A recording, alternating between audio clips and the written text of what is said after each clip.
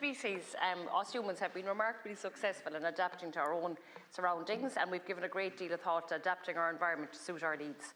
Unfortunately, though, we haven't been as successful or given enough thought to ensuring that our adaptations do not impact upon other living creatures who share our planet.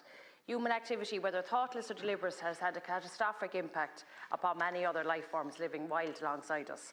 Nature loves diversity, but through our pursuit of efficiency and our determination to mould nature to suit our immediate needs, we often have promoted agricultural practices specialising in monocrops. The disposal of vast quantities of waste from intensive farming of pigs and chickens, the overstocking of land with sheep and cattle, the overplantation of sick to spruce, intensive grass growing and repeated sowings of crops all play a part in exhausting our natural world. Our land use practices often require the destruction of hedgerows in pursuit of bigger fields and the ever-increasing applications of fertiliser, weed killer and pesticides.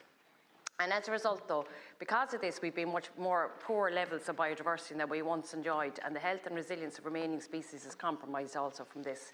These weakened species operating in a human-centric environment to which they have not really evolved face daily dangers from road traffic, overhead cables, lawnmowers and streamers, pets such as dogs and cats, oil spills, poisoning and illegal hunting or snaring. And in this challenging world that wildlife rehabilitation services such as Wildlife West Sligo operates.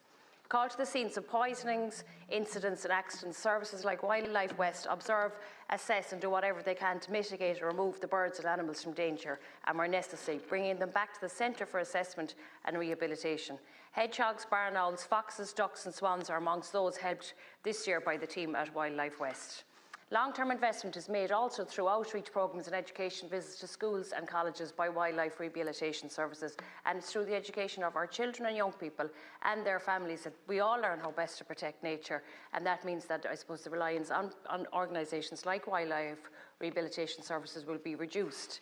So by establishing a fund to support licensed wildlife rehabilitation services, we'll be helping to meet our obligations under the 4th National Biodiversity Action Plan.